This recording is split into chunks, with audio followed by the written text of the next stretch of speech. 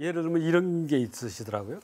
17항에 보면요, 이렇게 표현을 이렇게 말씀하셨어요. 그러나 본인은 이렇게 생각합니다. 이제 교황님 자신이죠. 무신론적 유물론을 옹호하는 이들이 아프리카의 많은 지역에 문제의 씨앗을 뿌려놓았음을 인식하고 있습니다. 끝. 이렇게만 하세요. 그러니까 어떻게 좀 도와주세요 이런 말 안 하세요.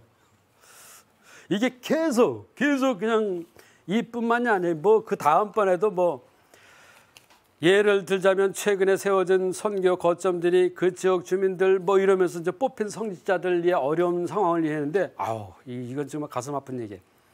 가슴 아프기보다도 좀 너무나 좀 이 상황이 어려운 뭐라고 하시냐면 어떤 지역에서는 40명의 사제들이 100만 명의 원주민들 가운데 땀을 흘리고 있습니다. 40명의 사제들이 100만 명의 신자들을 사목하고 있다. 이 중 카톨릭 신자는 2만 5천 명입니다. 그러니까 카톨릭 신자들 2만 5천 명이니까 2만 5천 명만 사목할 리는 없잖아요. 선교사인데. 그 지역민들 모두를 지금 어떻게 살아도 지금 저는 그렇게 생각합니다. 한국 교회가 조금 더 발전하려면요. 본당 신부님들이 본당 신부라는 말을 사실은 거기서 그쳐서는 안 된다. 본당, 거점, 본당, 이 거점 본당 신부, 즉 본당이 속한 그 지역을 복음화하기 위해서 있는 게 사실은 본당 신부님이시죠. 이제 그런 이제 말하자면 이제 이 신자가 아닌 비신자들 그 지역에 있는 모두를 다 아우르는 그들도 관심의 대상으로 삼아야 되는 게 사실은 사제고 선교사의 임무가 아니겠느냐 그런 차원이죠. 다른 지역에서는 200만 명의 인구가 있는 곳에 50명의 성직자들이 머물고 있습니다. 이 사제들은 이 지역에 있는 6만 명의 카톨릭 신자들을 위해 하루 종일 봉사를 해야 합니다. 도와주십시오 이 말 안 하세요. 또 오직 복음만 선포하는 것으로는 부족합니다. 현재 아프리카의 사회적 정치적 상황에서는 그리스도 신자들 가운데서 복음 전파를 위하여 참신한 카톨릭 정예 지도자, 그러니까 이제 현지인을 당장 양성하고 교육하여야 하는데 이 지도자들을 탁월하게 양성하고 훈련시킬 수 있는 선교사들의 숫자를 늘릴 필요가 있습니다. 누가 늘릴 겁니까? 사실은 선교사들이 와서 교육을 해줘야 되는데 선교사들이 없다 이거예요. 사람 숫자가 부족하다. 뭐 그러면서 이제 할 일이 무척 많지만 가진 것은 매우 부족한 현실을 개탄합니다. 이렇게 둘러서만 말씀을 하십니다. 그렇게 쭉 이거를 뭐 계속해서 그냥 17항, 24항, 26항, 20항, 32항까지 그냥 쭉 말씀을 하시다가요. 나중에 이제 신학생들까지, 그러니까 여기서 말하는 신학생은 이제 그런 거예요. 이제 사제가 되기 위해서 이제 아시아 지역에서, 아프리카 지역에서, 남미 지역에서 오는 그런 어떤 성소자들이 있을 수 있잖아요. 그들을 유럽 교회나 또는 어떤 다른 교회가 받아들이게 되면 그 성소자를 위해서 많이 교육해주고 기도해주고 도와주십시오. 그게 피데이 도눔의 또 하나의 이유이기도 합니다. 여러분들이 저를 보편교회를 돕는 좋은 역할 중에 하나이기도 합니다. 그러니까 보내는 것도, 즉 피데이 도눔 사제를 직접 선교사로 보내는 것도 여러분들이 하셔야 될 일이지만 그들이 현지인의 어떤 사제가 되기 위해서 교육을 받아야 될 시기가 올 때도 많이 도와주는 것도 그 지역 교회를 위해서 굉장히 중요한 일이다. 같이 이렇게 말씀을 하신다는 것도 알 수가 있습니다. 조금 전에 제가 미사의 의미에 대한 잠깐 그 말씀을 드렸는데 그거는 제가 그냥 여기 갑자기 생각나서 말씀드린 게 아니라요.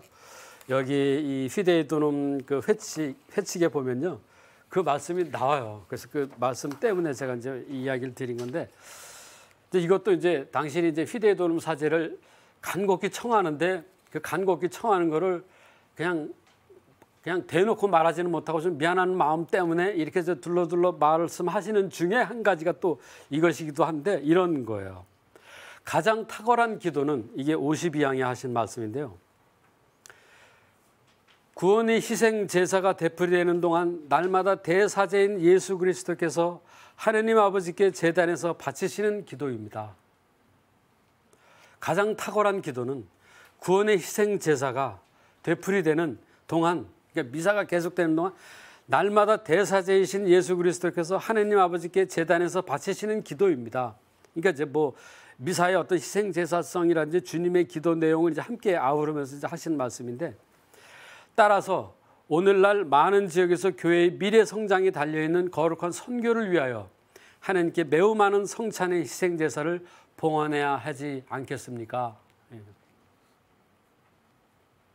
그러니까 미사를 지내야 되는데, 우리 박해시대 때 그랬잖아요. 뭐 신자들이 심지어는 그런 신자도 있었다 그래요. 평생에 나 미사 한 번 하다 죽었으면 좋겠다. 뭐 사제를 만날 수가 없으니까요.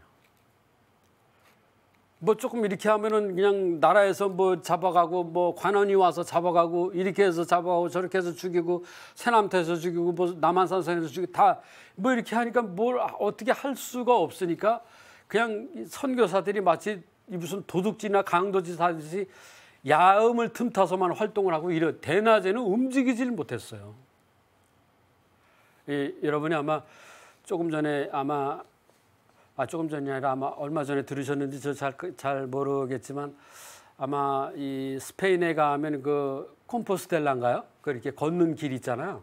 그게 이제 한국에도 이제 곧 생깁니다. 뭐 이런 얘기를 들었는데, 그러니까 어디서부터 골베마실과 은희공소에서부터 미리네에 있는 데까지 그게 뭐 약 한 13km 정도 된다는 것 같아요.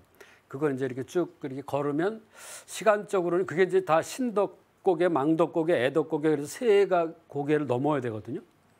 그거를 넘으면 빨라도 3시간, 좀 이렇게 어느 정도 이렇게 저기를 하면 산책 삼아 이렇게 하면 한 4시간 정도 걸린다는 얘기를 들었어요. 사실 은희공소, 지금도 거기 은희공소와 이제 김대건 신부님이 사목하던 첫 번째 사목지, 이 은희공소가 있는데, 그 은희라는 말이 그 말이거든요. 숨을 은자에다가 동네 리자예요. 그러니까 숨어서 지내는 동네, 즉 교우천이 있던 동네, 드러내면 안 되는 동네, 만일 알려지면 박해받는 동네. 그래서 아주 골짜기에다 교우천이 있을 수밖에 없었고, 그 중에 하나가 은희였다. 이게 이런 어떤 희생 제사, 뭐 미사의 의미, 뭐 이런 것들. 또 53에도 비슷한 요거 하나만 좀 더 말씀을 드리면, 제단의 희생 제사를 거행하는 중요한 근본 목적을 신자들에게 일깨워 주는 것이 바람직합니다. 저도 지금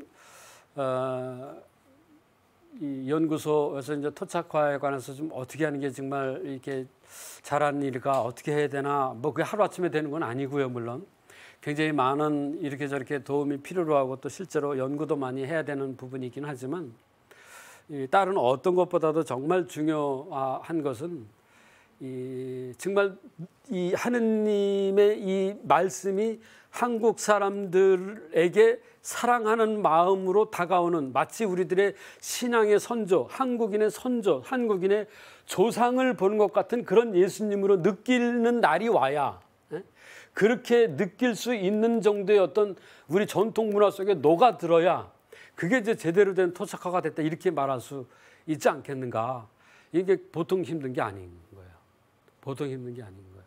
그러니까 어떻게 보면 지금 뭐 신자들끼리도 교우들끼리도 이렇게 하면 저렇게 하면 뭐 사건 사고가 사실 적지는 않습니다. 제가 이제 본당 신부를 하다 보면 듣기도 하고 이제 그러는데, 그 왜 이렇게 신자이면서 그렇게 나쁜 그런 길을 하느냐. 그 사람이 나쁜 짓을 하기 위해서 그런 게 아니에요. 잠깐 인간의 유혹에 빠진 거죠. 그때 인간의 유혹에 빠진 거예요. 이게 결국은 신앙이 정말 하느님의 어떤 이 깊이 있는 그런 어떤 이 묵상으로, 또 성숙함으로, 발전함으로, 성장함으로 나아가질 못해서, 그래서 벌어진 일어나는 그런 사태, 당연한 어떻게 보면 좀 이 과정이다. 저는 그렇게 생각이 듭니다. 다행히 우리 한국교회는 정말 자랑 삼을 수 있는 것이, 우리에게 또 우리 이태석 신부님 같은 어떤 걸출한 또 신부님도 계시잖아요.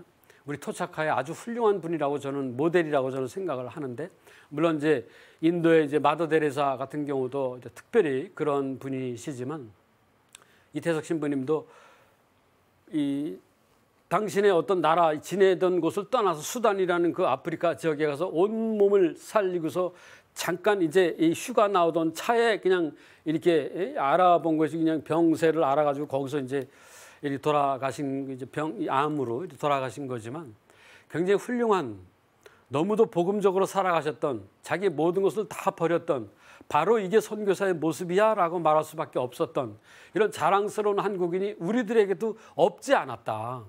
그러니까 안중근 같은 경우만 해도 굉장히 아주 돈독한 신자였습니다.